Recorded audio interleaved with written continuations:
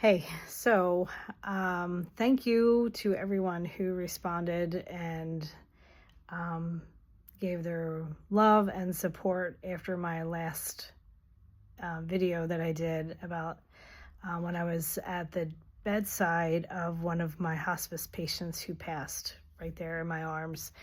Um, and I had a few people reach out to specifically ask like what I did for self-care. Like how do I manage, how do I just, to make sure that I'm taking care of myself. And also, maybe to give some insights. So what I wanted to do is just kind of like share some of the things that I do in between sessions, in between, especially hospice patients. I do have private practice that I see those folks that can come into my studio. That's where I'm at right now.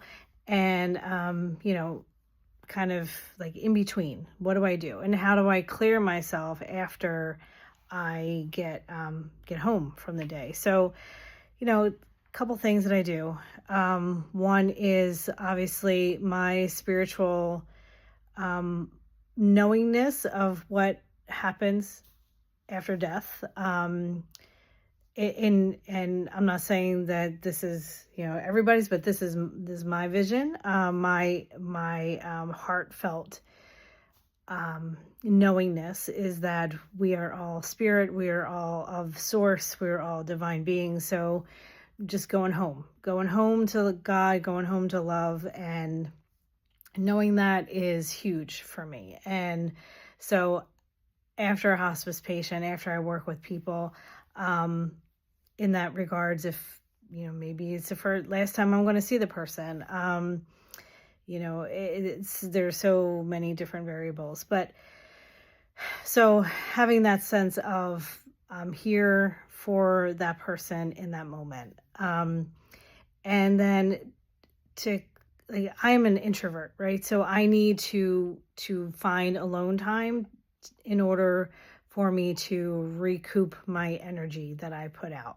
So I spend a lot of time in the car driving, and I will either have silence in the car, I'll have uplifting music. Sometimes I need to have like some Guns N' Roses on too. It depends, right? It depends on what my need is at the time. Like I jam out in the car if need be. I listen to music that's serene and soothing, or I listen to my audiobook, whatever it is, however it is in that moment in between sessions, I do that. And if I don't have time, right, and there's like session after session after session, I will do, of course, my heart math techniques where I'm connecting with my heart. I am breathing and filling myself with gratitude or love, compassion, any of those emotions that regenerate ourselves, our bodies. And so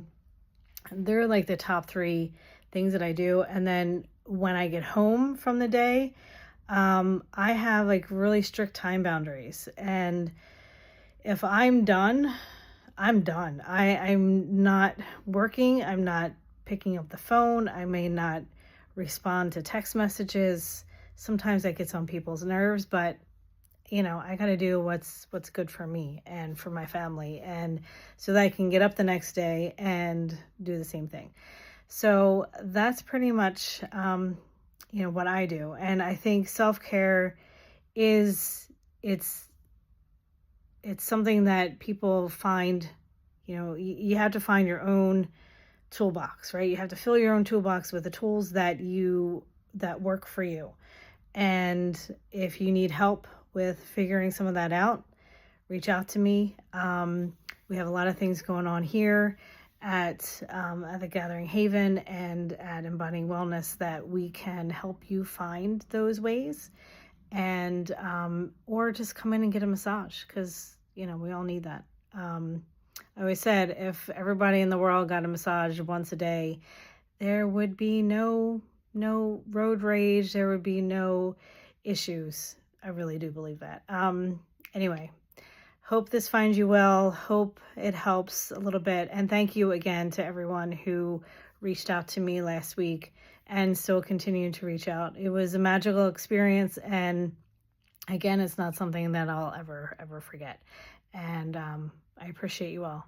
Take care.